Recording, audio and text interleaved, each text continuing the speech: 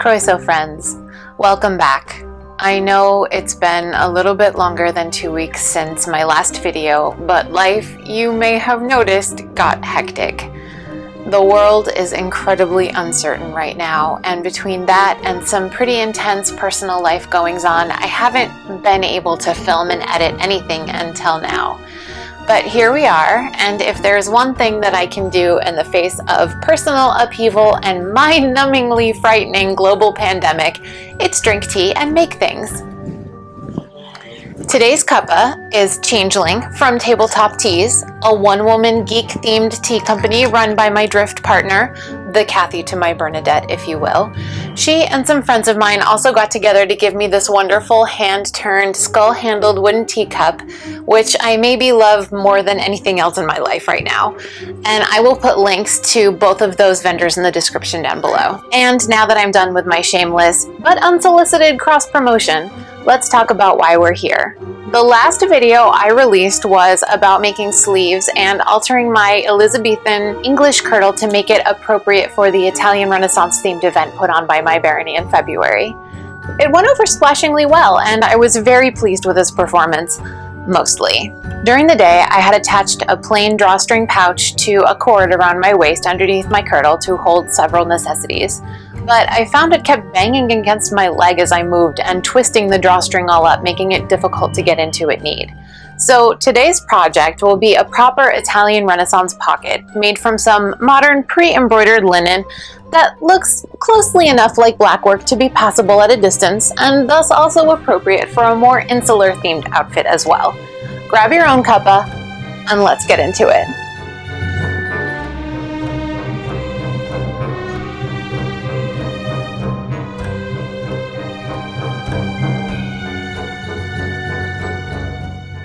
Okay, you can see that I've gathered my materials, scissors, markers, pattern paper, and now I'm marking the general size of my hand on the paper because I want to be able to fit my whole hand inside the pocket when it's finished.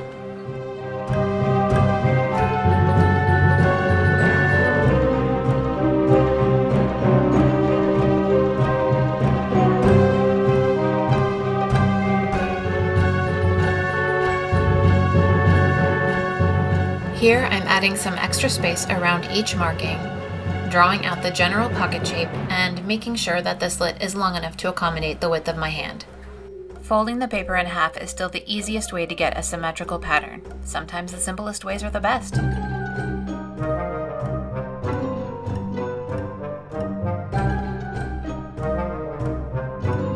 After marking the access slit along the fold in the center of the pattern, I'm making a small notch at the top edge of that line and cutting out a small diamond at the bottom. This will allow me to easily mark the beginning and end of the slit on the fabric.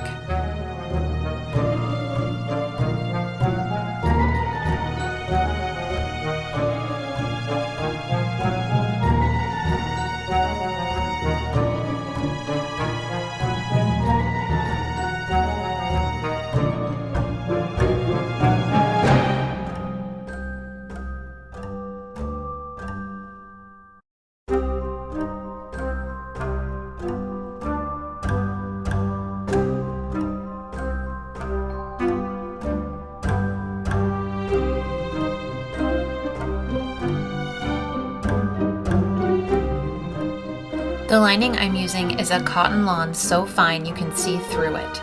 This will protect the backside of the embroidered fabric without adding much bulk to the finished project.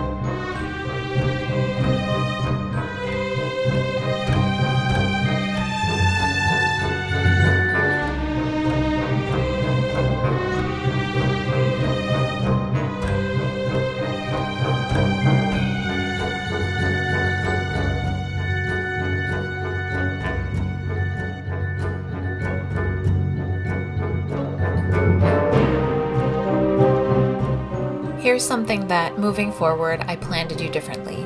What I did this time was sew the fashion fabric and lining shells together and then try to negotiate sewing around the pocket slit, which, for the record, was a monumental pain. Next time, I'll sew the lining and fashion fabric fronts together at the slit first and then sew each shell together afterwards. I think it will be easier to manipulate the edges of the fabric rather than trying to sew in the middle.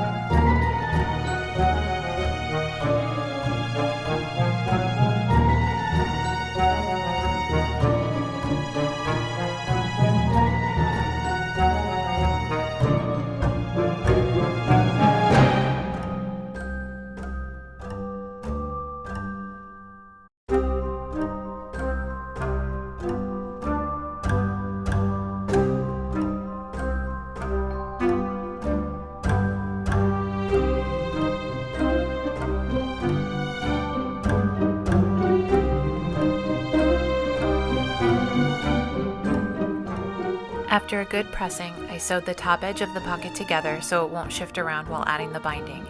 For that, I'm using most of the rest of the package of bias tape I used for the neckline decoration in the Italian sleeve video.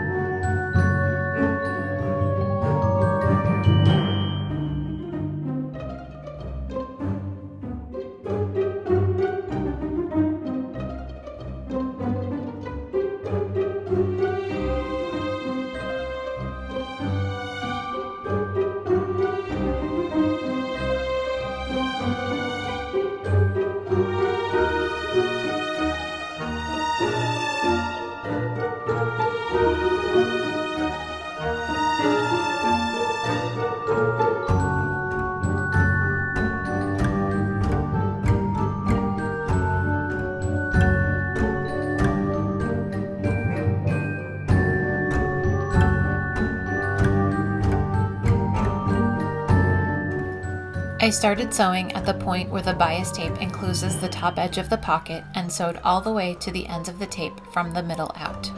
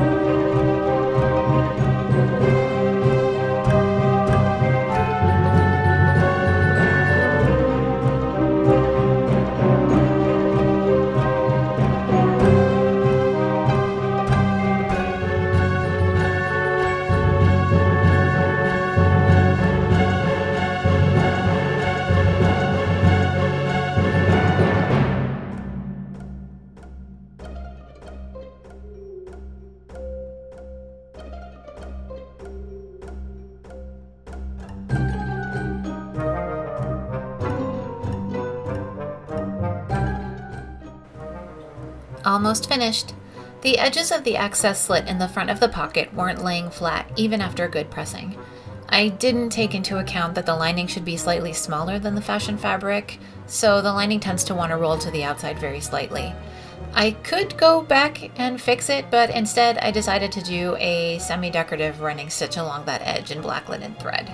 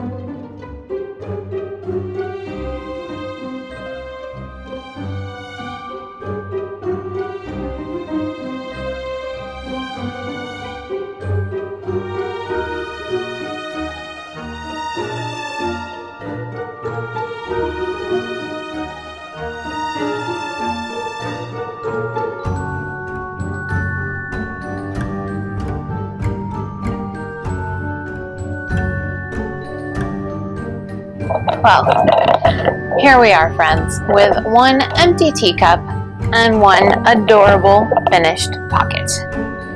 I think I may make another few in other fabrics because they were so quick and easy, and may give them away as presents or largesse to friends. Thank you all for spending some time with me. I hope all of you watching are safe and well and have plenty of supplies, crafting and otherwise, to see you through. If you've enjoyed watching this video, don't forget to like and subscribe. When I hit 100 followers, I will be able to switch to a custom URL, which is very exciting. So maybe also consider sharing this on social media. And if you want to know when my next one comes out, hit the notification bell to be alerted when I upload. I am trying hard to stick to a roughly every fortnight schedule, but life, as you can see, does sometimes happen. Thank you for coming with me today. Hwyl.